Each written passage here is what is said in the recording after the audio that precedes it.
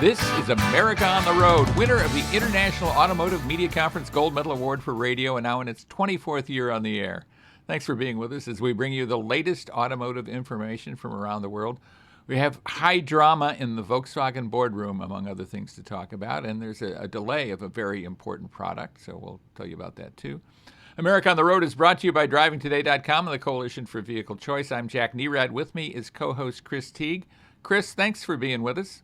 Thank you for having me, Jack. How are things on your side of the world? Things are just fine here. We're heavily locked down. We have a stay-at-home order that I think a lot of people are blithely, or maybe not blithely, but disobeying. But that's going on here, and I guess you've got cold weather up there. Yes, I think winter has officially landed here. We have our first significant snowfall a couple of days ago. We still have a few inches left on the ground, but really all that means for me is that my driveway is now a solid sheet of ice. And spend considerable time salting and sanding. So such are the chores of winter in Maine, I guess.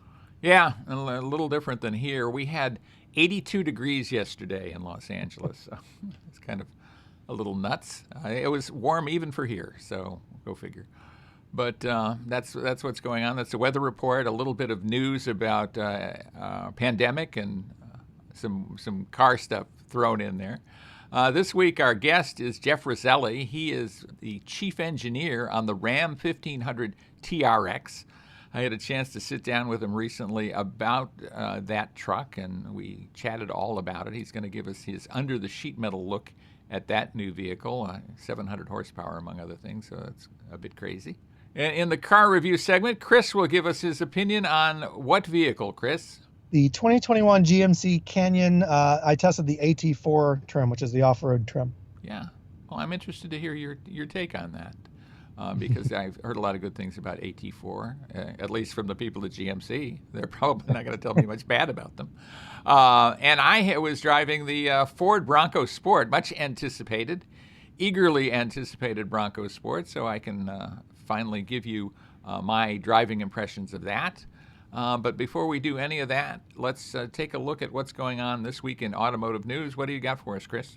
Well, you mentioned earlier, Jack, that an important model is going to be delayed, but it won't be delayed by too much. We're talking about the 2021 Ford Bronco. This is the large Bronco, not the Bronco Sport.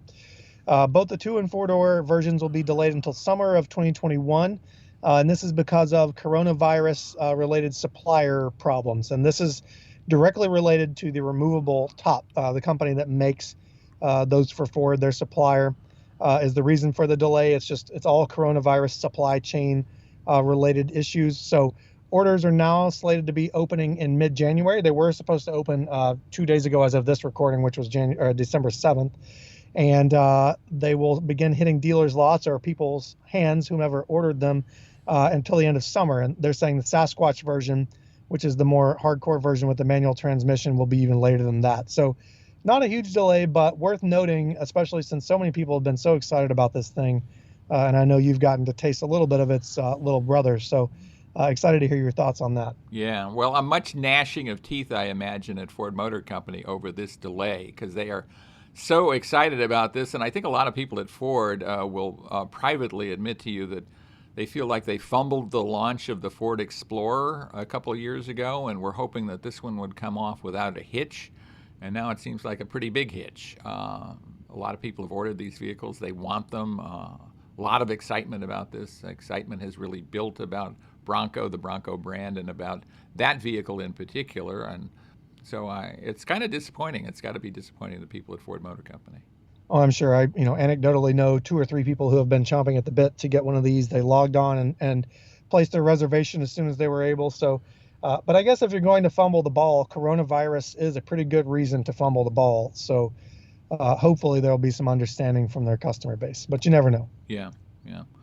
Well, undoubtedly there will be some understanding, but at the same time, I think they'd like to launch that thing on time and get it out the door and start selling a ton of them because I think that's exactly what they're going to do once they're available.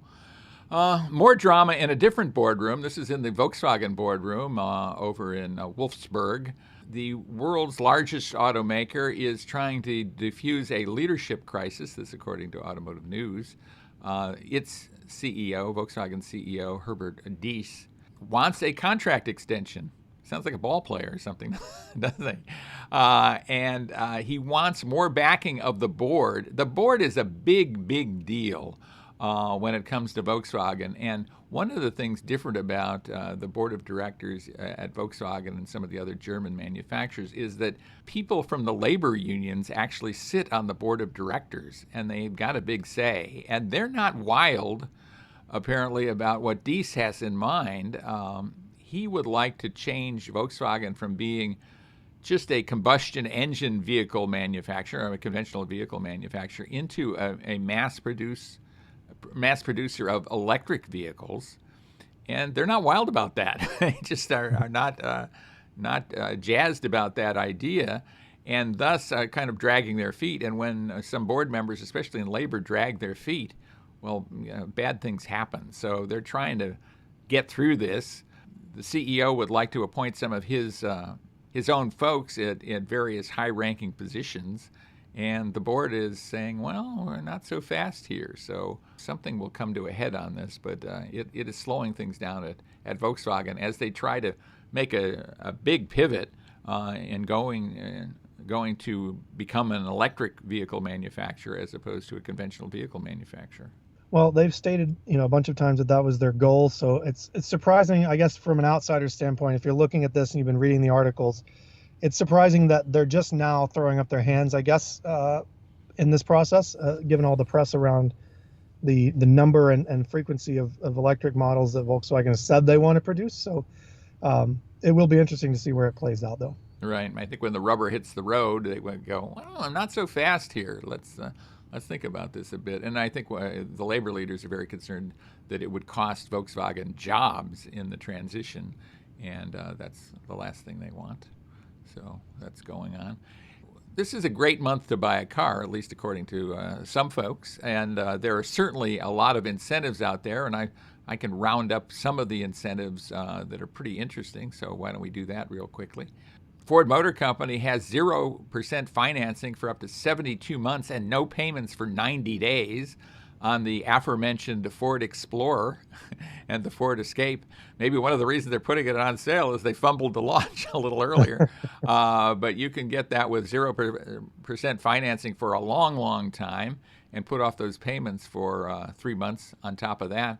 And they'll throw in $2,000. So that's pretty cool. Chevrolet is looking at doing major discounting off MSRP in what it calls its Employee Discount for Everyone program. And if you want to buy a 2020 Chevrolet Suburban SUV, you could save up to $10,000 or so. Wow. Now, what you have to keep in mind is there's a 2021 that is vastly different than the 2020. But $10,000 off one of these vehicles, and it's a really nice vehicle. I mean, we've always liked the Chevy Suburban and its sister ship, the Tahoe, and there's 8,000 plus available on the Tahoe. So those are some of the big deals that are out here in December. Those are great. Now that we're talking about this, I see one for a vehicle that I actually really liked, and we've talked about it many times, the Pacifica, Chrysler Pacifica Hybrid. Right. Depending on where you live, you can get 0% for up to 7 years, 84 months, and up to $8,250 cash back. So as you mentioned, there are some good deals right now. Right. So look for that. You have to remember, too, though, that if you're buying a 2020, it's already a year old. So just looking at the MSRP, the manufacturer's suggested retail price, doesn't really tell the tale, because it's going to, when you go to trade it in, it's going to be treated as a year older vehicle than a 2021 that you would buy new at this time. A lot of people don't put that in their heads as they're doing the calculation here, but you really should, because it's important to understand that. Absolutely. Avoid some shocks when you go to trade in or sell your vehicle. Yeah. I think a lot of people will lose money and never even know it. And maybe that's the best way. I don't know. Maybe that's a satisfying way, but it's something I always kind of keep in mind, that if I'm buying something that is a previous model year, I should get some kind of big discount on that just because that's happened. That's too bad they didn't discount my house that way. Yeah, your house was a really previous model year, right? I mean, remind me. I don't think our listeners were in on our conversation earlier, but remind me about when it was built? Sure. So we're under contract on a new house. It's about 20 minutes away from where we are now, but the house was built in 1780, so it's a 240-year-old house, and it was not discounted for model year. So just a fun comparison there. Yeah. Well, I hope it doesn't have the original wiring and plumbing. Well, they have wiring in 1780, but it has updated electricity. I think that was my point, really. They probably didn't have wiring. Even if Ben Franklin had lived there, I'm not sure that they would have had wiring in there. But there you have it. When we come back, we're going to be road testing two pretty interesting vehicles. And, of course, interesting vehicles are what we try to bring you each week. But we have the GMC Canyon AT4 pickup, their off-road version of the Canyon pickup truck. And I was driving the much-anticipated Ford Bronco Sport. So that's coming up in the next segment. With Chris Teague, this is Jack Nerad with you. And stay with us right here on America on the Road. Welcome back, everybody, to America on the Road with Chris Teague. This is Jack Nerad back with you, and we're so glad you're with us. We really do appreciate it. And we'd like to remind you, if you like what you hear on America on the Road, please pass us along to other people. Let other people know about this podcast. We'd love to have them join us as well, and we appreciate that, and we appreciate you doing that for us. It's road test time, and Chris, you are road testing the GMC Canyon AT4. Tell us all about it. That's correct. So this is GMC's midsize pickup truck. It's smaller than something like a Chevy Silverado or GMC Sierra, which are twins. And this particular truck has a twin in Chevrolet as well. It's the Colorado. But so midsize pickup truck. This particular truck that I tested had an optional V6 engine. It's a 3.6 liter, 308 horsepower V6 that came with an 8-speed automatic transmission. You can also get the truck with a 2.5 liter 4-cylinder or with a diesel. The diesel is extremely expensive, but the 4-cylinder is lacking in power. So I think the V6 is kind of the sweet spot in terms of performance and price. As you mentioned, Jack, this is the AT4 trim, which is the kind of upper mid-level off-road oriented trim. This truck had a series of options that put its price just below $45,000, so not cheap by any means. 4-wheel drive, navigation, 8-inch touchscreen with Apple CarPlay and Android Auto. This particular truck had a 308 horsepower, 3.6 liter V6 with an 8-speed automatic transmission. You can also get it with a 2.5 liter 4-cylinder or with a diesel engine. However, I'll mention that the diesel becomes expensive quickly, and the 2.5 liter 4-cylinder, I haven't driven it, but others have said that it does lack power, especially if you're doing any four-wheeling or off-roading. So the V6 represents the sweet spot, both in terms of price and performance. And it's a smooth engine. It works well with the 8-speed automatic transmission. Keeps the transmission keeps the engine right where it needs to be to produce the best power. Inside the truck, it's refined, it's smooth. You don't hear it. It stays out of the way. Outside the truck, this particular model came with an optional catback exhaust system, so it's got a nice throaty V6 sound to it. And this being the AT4 trim, the truck does have 4-wheel drive and a slight lift kit with large knobby tires. So it's really rugged both in stance and in operation. And I will say that the surprising thing about the Canyon for me, and we've talked about this a couple of times with these off-road oriented pickup trucks, is that they have a tendency to feel not wobbly, but almost like they're on stilts. When you're on the highway, they don't feel as planted and as confident as something like a sedan or a small crossover. But the AT4 was quite competent on the highway and on the road around town. Very comfortable. It's quiet on the highway. It's smaller than a full-size pickup truck like an F-150, so it's much easier to maneuver in town, also in park.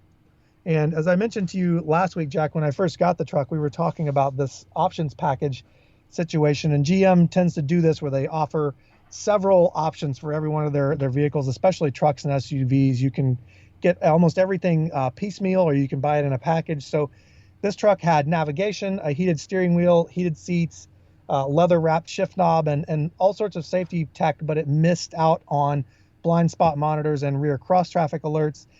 So I'd like to see a little bit more of a cohesive trim package grouping, or trim grouping, or I should say options grouping for the truck. But by and large, it's very comfortable.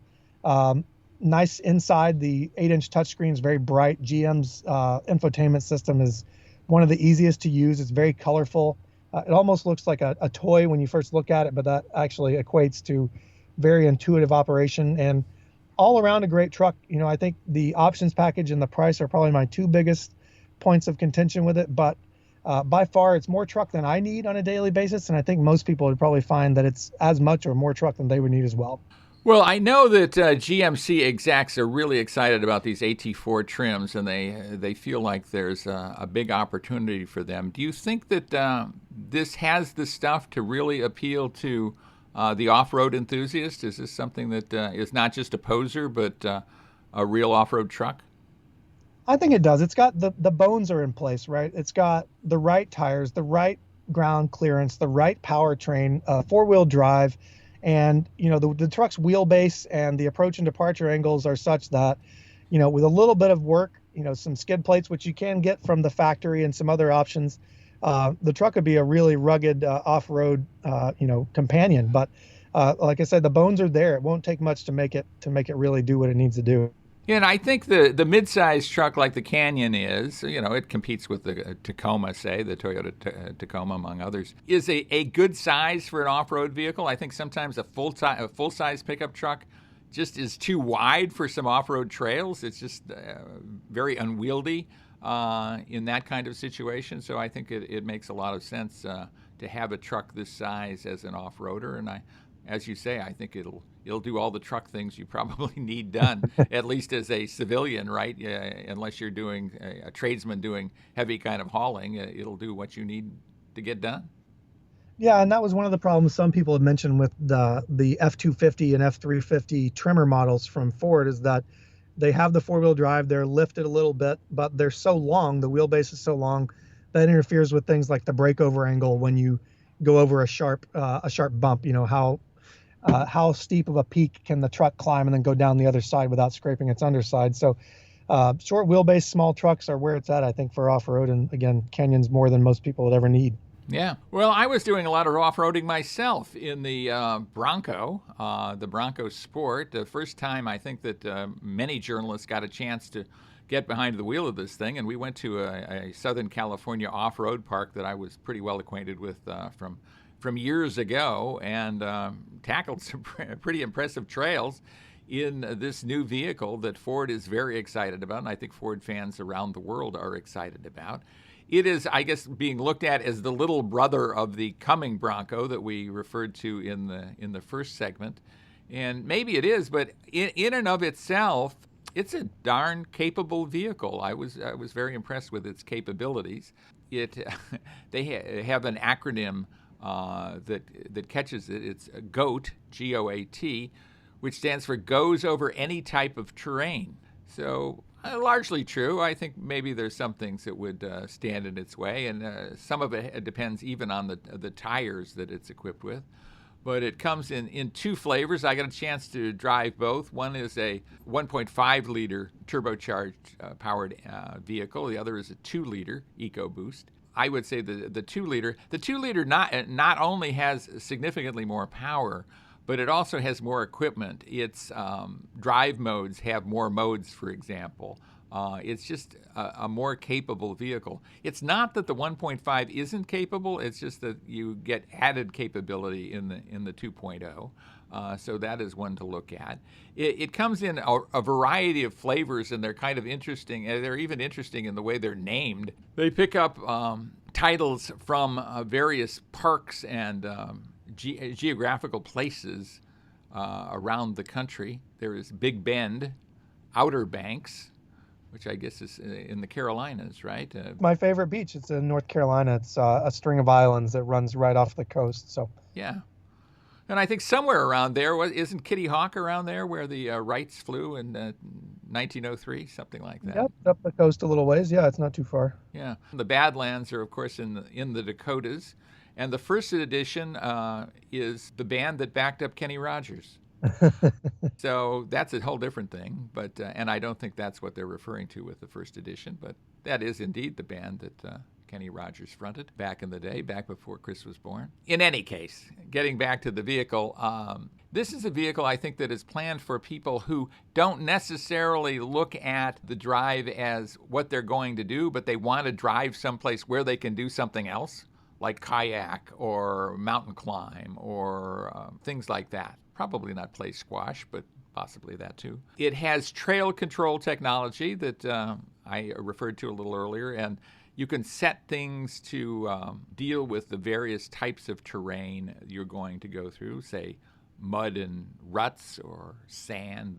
The various editions are trimmed in different ways that matches up with kind of their names. Again, I don't think first edition is an old rock and roll kind of motif. That actually is the kind of a high zoot thing. Badlands is your heavy-duty off-roader, and the others are meant for commuting to and then getting into places off-road. And this is a vehicle that is very likable. I think inside at the wheel you feel very comfortable. It has a front-looking camera in a lot of the trim levels, which is really helpful when you're going off-road and going over things where you literally can't see much beyond the front end of the vehicle if you're just looking out the windshield. So a lot to like about the vehicle all the way around. It is all-wheel drive all the time. They do not make a front-drive version. And in-your-face Jeep, I think, is what they're saying with that. But this is a vehicle I think that a lot of people are going to find very appealing. I think I would agree with that. And, going back to the conversation of what people need, this is probably more Bronco than most people will need. And it's got, as you said, more capability and surprising probably level of capability to boot. And the inside, the interior, the shots that I've seen and the people that I've spoken with, it really looks like they've put a good effort into making this a comfortable daily driver with enough capability to get you further into trouble than you'd probably want to go on a daily basis. So, and then maybe even get you out. Yeah, exactly. But you're right. I mean, the difference between four-wheel drive and two-wheel drive is you get buried deeper in the woods, right, sometimes. But I think if you're playing your cards right and you have the right tires on this thing, you're going to go a lot of places and not find yourself in too much trouble. I can't wait to get behind the wheel. So it's exciting. I know the Ford dealers are very excited about it as well. It's going to come in great numbers soon after the first of the year, and probably slake the thirst of some people who wanted the larger Bronco. Which is, as we mentioned, delayed. But excellent effort that Ford has put forth with this Bronco Sport, and I think it's going to be a big winner out in the marketplace. I agree. Well, when we come back, we're going to take listener questions and hopefully answer them as well. So stay with us for that with Chris Teague. This is Jack Nerad with you. And stay with us, would you please, right here on America on the Road. Welcome back, everybody, to America on the Road with Chris Teague. Jack Nerad back with you, and it is listener question time. We love to take your listener questions, and it's very easy to give us a question. Send it to editor@drivingtoday.com, editor@drivingtoday.com. Of course, drivingtoday.com is the sister site to America on the Road, and we'd appreciate you visiting Driving Today whenever you'd like. And please leave us a question, and we'll answer it on an upcoming show.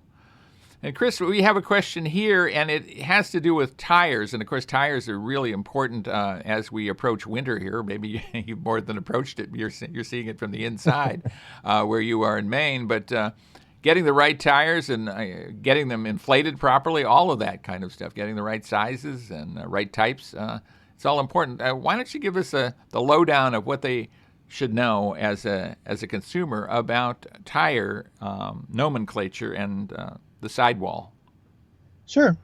So almost every car is different in terms of the type of tires that they use, especially now that you can buy cars with a single model of car with 3 or 4 different wheel sizes. But if you're looking at the tire sidewall, which is the big black part of the tire that sticks up from the side of your wheel, you'll see a series of numbers and a couple of letters that should look something like so we'll use one here as an example from a 2019 Toyota Camry Hybrid. On those tires, you would see P215/55R17. And so we'll go through this step by step. The letter P indicates the tire is P metric, which means that it meets the standards in the United States for passenger vehicles. It's just a safety thing. The number right after that, in this case, it's 215. That tells you how wide the tire is. This tire is 215 millimeters wide. The aspect ratio is next. So it'll say, in this case, it's P215/55. That means this tire has an aspect ratio of 55, which means that the tire's height is 55% of its width. The larger the number, the taller the tire is. So if you can imagine, like off-road tires are going to have a much larger number there than something like a low-profile sports summer tire for a sports car. The letter R in this series of characters means radial, which means that the tires have layers that are configured radially across the tire. And the last number is 17, which in this case, in all cases, I should say, indicates the wheel's diameter. The wheels on this Camry are 17 inches. And many tires will have another number and a couple of letters following that, and that will tell you the load and speed index rating. And different tires have different speeds also. Some of them you may be familiar with are like Z-rated tires, which are rated to safely travel at 149 miles per hour and above. Sometimes you'll see like truck tires with a U or an S rating, which is 124 miles per hour, 112 miles per hour, respectively. So that tells you how quickly or how fast you can safely travel on these tires. But I've never actually tested that limit, and I don't think anyone should try it. But I think that's just there as a kind of an upper limit there. So just as a side note, you can, if you want, like in Maine here, many people buy winter tires and they keep them on a cheap set of wheels in the shed and they switch them out when winter comes around.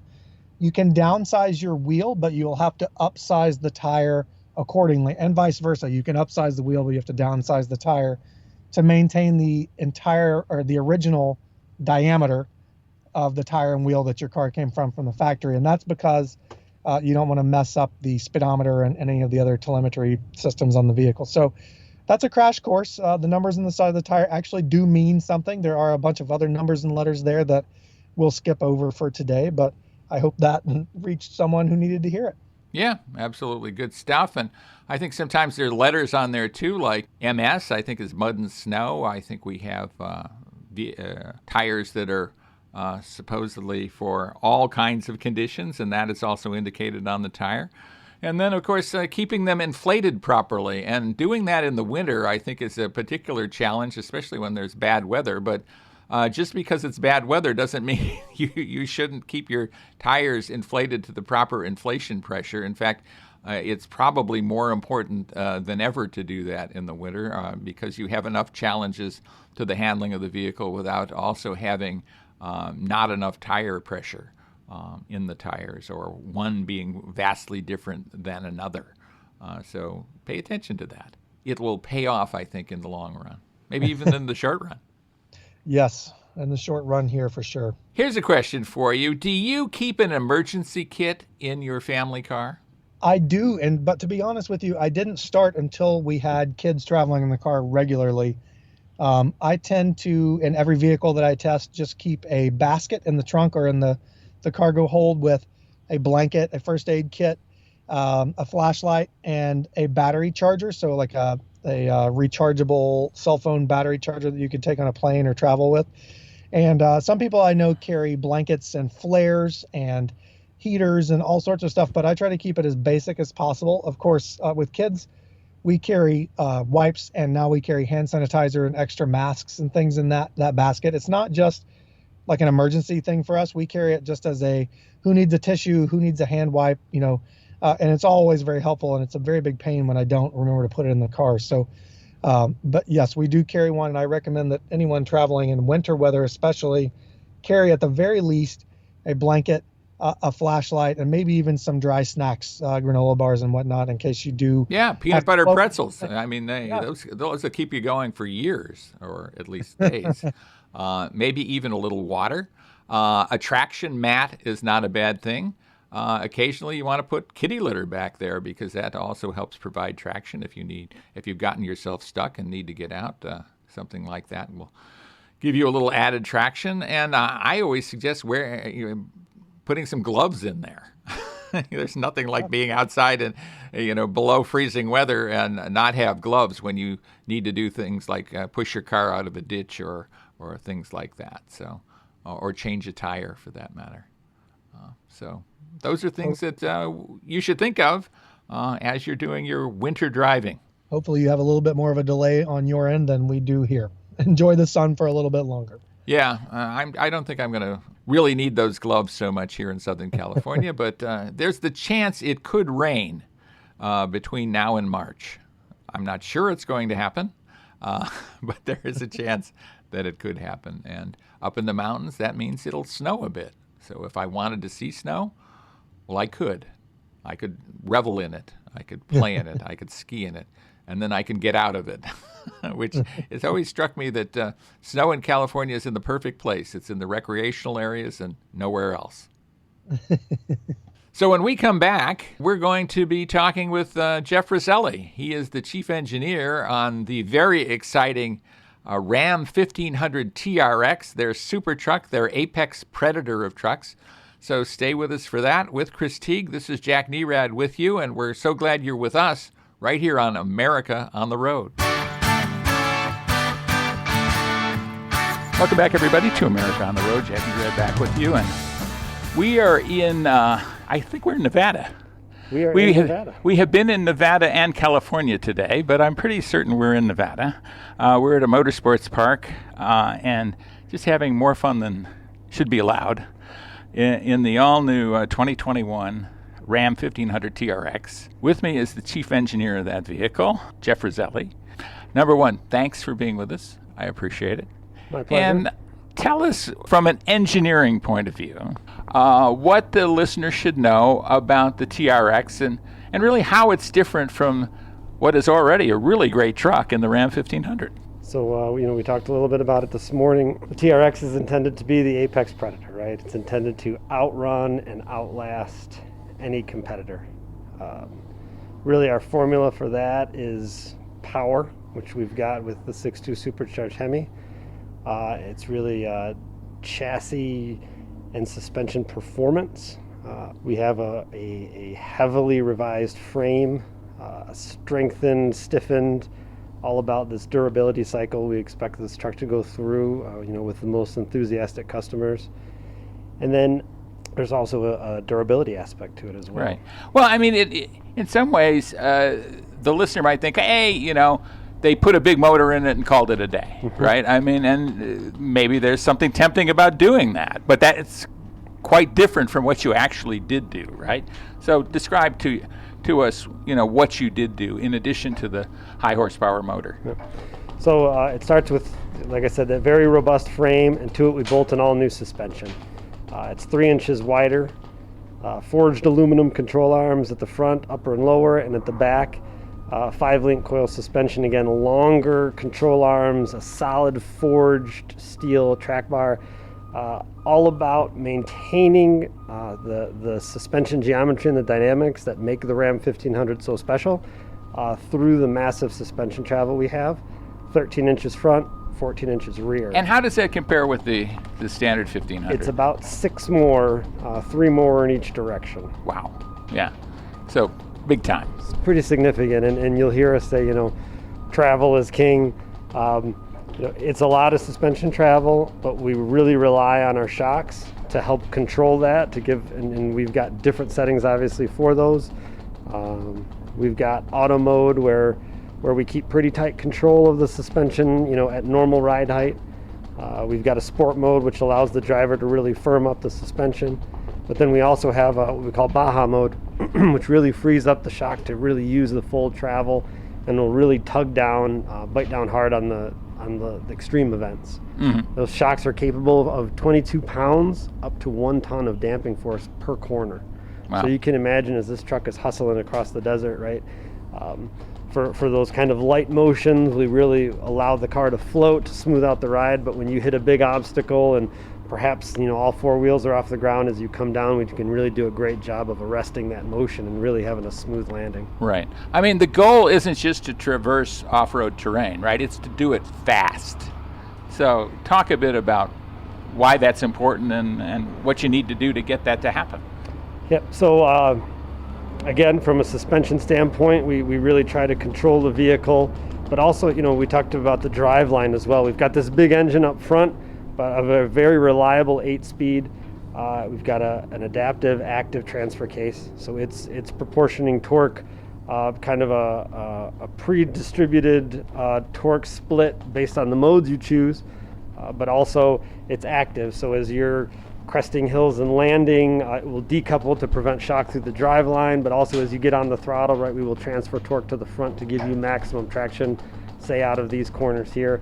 And it's really just trying to give you the best tool to move as fast as you dare across whatever terrain. Let's say you're just going down the highway. How is the torque split? Honestly, it's usually, if we're talking light throttle, the vehicle behaves mostly rear drive. And as you apply more throttle, we just start transferring torque to the front.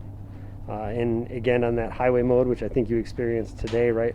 Yeah. We really, kind of really try and let the vehicle go smoothly down the road in a comfortable gear. Really, the intent is that there is no compromise for this high performance truck. You can use it as your daily driver, and there's really no punishing aspect to it. I think that's one of the revelations when you drive this truck. I mean, it's one thing to hear about a high performance off-road kind of truck, right? I mean, and you picture in your mind what that would entail. That doesn't necessarily translate to something you want to drive on a daily basis. In fact, far from it. And yet this will do both, which is, I think, the amazing talent of this truck. I agree entirely. Again, we're fortunate the Ram 1500 is such a great start from truck, right? It's very refined, but it really allowed us to push the envelope from a performance standpoint and not lose that refinement, right? We were able to, again, with the suspension travel and the shock control, to give you an extra element of performance, but also really keep that on the road demeanor. And even, I don't know if you got a chance to do the rock crawl today. Oh, of course I did, yeah. Right? We can go from high speed to very, very low speed as well. Right. And it's, the truck has a 605 ramp travel index. So that's the measure of how much suspension articulation you can get before lifting a wheel.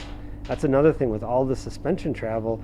We can really twist the axles and keep tires on the ground, so you've got that forward traction when you're going up and over obstacles at low speed too. Yeah, it's good to keep the wheels on the ground. It really helps a lot. Although it's fun to see it fly too, and I mean, we saw that a little bit today as well. What are some special things you have to be aware, because you know that this vehicle is going to get airborne at some times. What does that entail from an engineering point of view? A lot of upfront acquisition work to understand when a truck like this leaves the ground, when it lands, what are the kind of loads through that frame. 74% of the frame is new. Again, reinforced. There are up-gauged, very, very high tensile strength steels that aren't in the regular Ram that we use to again build that durable, that robust foundation. And we test the crap out of this truck, right? Yeah. And major loads on the suspension, right? And major loads on the steering gear when you're doing that kind of in the air and then landing. Yep. Yeah, the steering gear you'll find has been lengthened. There's an extended bearing surface on it to help those loads, and also the tie rods themselves are larger. Again, just all about the worst possible landing, right? The hardest possible usage, making sure we've got a lot of margin to that in the design and in the bones of the structure. Talk a bit about the various driving modes, because they're ingenious. Just give us the whole philosophy there. Yep. So you'll find auto mode is definitely sort of our all-around mode. I would say it probably has the most range of adaptation, whether it's the transfer case or even the suspension.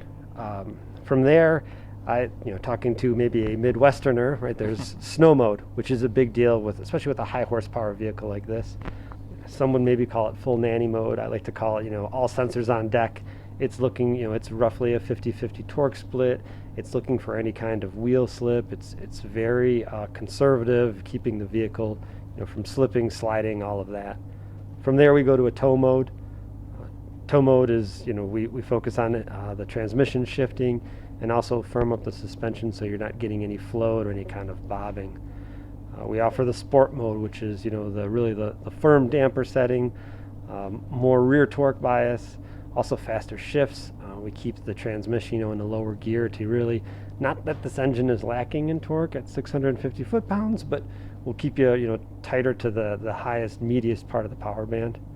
And then we go to our off-road modes, which are really neat for this truck. Baja mode, which you experienced out on the track.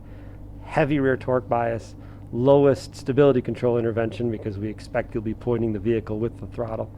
And again, that really using that full stroke of the suspension, right? Trying to, again, keep the platform nice and stable as you're going across the rough stuff. Right. How do you educate the driver into using the proper mode? How, like knowing when to use Baja mode, for example? Well, you might not be in Baja and want to use the Baja mode or need to. Certainly. I mean, we would never tell you can't use the modes. We think, the naming convention kind of implies the usage. But what's really nice with the 12-inch display in the truck, right, is you can go in, and as you cycle through the modes, you hit the TRX button, it brings up the drive mode screen. As you go through all the modes, you can see what's changing from a powertrain or a suspension standpoint. And there's also a little info call out, so you click on the info call out and it will tell you kind of exactly what the mode is about and what it's intended to do. So there's sort of a on-the-job training from the Uconnect system. Well, and the vehicle also has some nice hard buttons for things, right? Tell a bit about that philosophy. Yeah, I would obviously defer to Ryan on interior items, but in a vehicle like this where things are happening fast and you could be moving quickly. Some really nice redundant controls are always a helpful thing, and that's that comes out even in the shift, right? The console shifter. You've got an option there to really give you more of a tactile driver interface. You can pull it into the manual gate and shift yourself, or you can use the paddles, which we do a lot of work for the transmission to make sure it's in the right gear and where you want it to be at all times. But if you so choose, if you want to get involved to that next level from an involvement standpoint, you've got the option. How do you work things out with the design staff, both exterior and interior, right? I mean, there's got to be sometimes when you don't 100% agree, I would think, to put it mildly, I suppose. How do you sort that out? How do you come to the agreement? Oh, yeah, we need hard buttons for this, but for that we don't, or a million other things. We want to have this kind of air entry through the hood. But how do we get it? That amount of volume. I mean, you brought up the hood one. That's a really great one. The exterior design staff was really good about kind of form following function, and when we talked early on, we wanted to have a air filtration system capable of keeping very consistent performance, right? To make sure we had maximum filtration, right? There's the two 12x8 air filters in there. To feed that, we knew we needed a lot of volume. We had the traditional path kind of through the front grille opening, but really as a design statement, the hood induction is also a feature that when you talk a performance truck, everybody is interested in. And working with Mike and his staff, it was one of those things where we sort of, the guys kind of scale up that intake and we look at what the requirements are. And frankly, in that case, it really all came together, right? It was one team who knew we needed to feed the machine. And, kind of once we decided sizing and locations, it wasn't without trials for sure. But I think when you have a clear direction, a clear performance feature like that, it becomes real easy to rally around it. Right. This vehicle is significantly wider than the standard truck. I mean, significantly, not just millimeters, not a centimeter or two, but inches. Yes. I think 8 inches overall width. Body width is 8 and chassis suspension is 6. So tell us what that does for people, why it's better to be wider. Boy, imagine as you go through all of that suspension travel with a shorter control arm, you've got a big angle track difference. You don't have the leverage of that wider spacing. And really, we're very proud of the geometry that we achieve both in the Ram 1500 and also in the TRX. It's about keeping those camber angles where they're supposed to be. It's about keeping the caster where it's supposed to be. And even in the back of the truck with the 5-link suspension, right, we're not fighting against friction. That nice wide track axle, as you roll through the corners, right, it can put power down over that large footprint.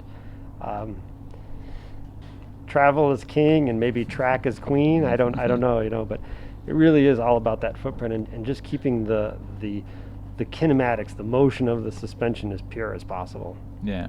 Let's talk a bit about damping, right? This really sophisticated damping in this truck. Take us through it. It's the Bilstein Blackhawk E squared is the hardware, and what's great about it is it's got actuation on both compression and rebound side. So every 20 milliseconds we can make changes to that damping force. We control it through our proprietary RAM active terrain dynamic system, and we've got a wheel position sensor at each corner, so we're monitoring where the tire is in travel, and we've got 3 accelerometers on the body, so those accelerometers know how the platform is moving. Our goal again is to keep it as a serene experience as possible. So let's say, for instance, the vehicle is pitching, the nose and the rear are moving up and down in opposite directions. We'll firm up one end, soften up the other, and then catch it on the other way coming back down, really to just try and straighten out that platform and keep that acceleration to a minimum. And again, we can do that on the fly, and we've got a ton of damping force to do it, right? And again, I keep throwing it out there, but 22 pounds up to 1 ton. So really we can just grab onto the extraneous motion and just pull it back in line, which is, again, a big deal, whether you're on the street, whether you're on curvy roads, or whether you're on the rough stuff.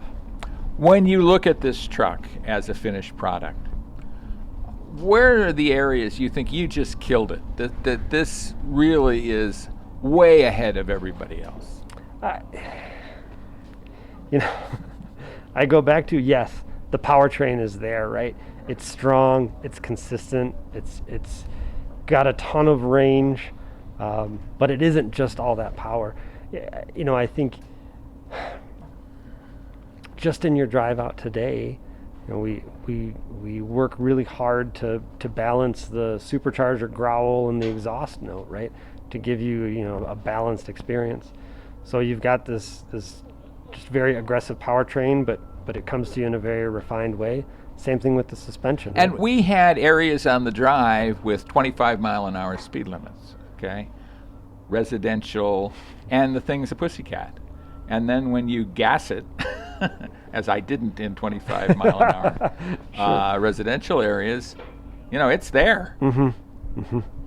No, I agree, and so that one, that was an absolute requirement. But where I do think we killed it was just in the chassis. Like I said, the frame as a platform, as a locator for that suspension, and just the suspension travel, and the way it goes about its business, such that if you drive it hard in an aggressive mode, it rewards you. If you're driving it calmly down the expressway, it's not there punishing you. I really do think it's probably the area that people didn't expect such a massive leap, and that to me is what really stands out. Yeah. From an engineering standpoint, I'm sure the design guys would tell you otherwise. Well, I think it stands out overall because it all works as a piece, and that's important, right? If one is battling the other, you don't have a good product. In this case, everything seems to work really well together. Yeah, no, I agree. And the drive modes really, we talk, it's like a systems-based approach, right? If again, there's that auto mode that is sort of the best combination of all, but there's the sport mode. I mean, like I said, even the snow mode as a system, whether it's the drive line, talking to the stability control, talking to the suspension, right? It's all working to kind of get you down the road in a way that, you're not sweating the small stuff, right? I mean, it just kind of gets you there with a smile on your face. Well, Jeff Roselli, thanks so much for speaking to us. We really do appreciate it, for giving us all your insights as the chief engineer on this product. Thanks so much for being with us. You're welcome. And stay with us, everybody. We'll be right back right here on America on the Road.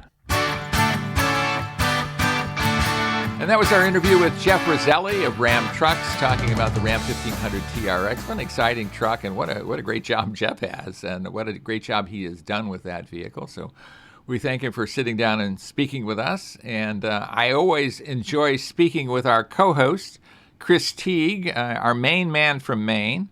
Thanks so much for being with us, Chris. Thank you for having me, Jack, and thanks everybody for listening. And I'll ask, as Jack did earlier, if you like what you're listening to, hit the subscribe button and leave us a review wherever you get your podcasts. It'll help us continue to grow, and will put us in front of more people that might enjoy our content as well, which is always our goal, is to continue growing and helping more people make decisions about the cars that they buy and drive.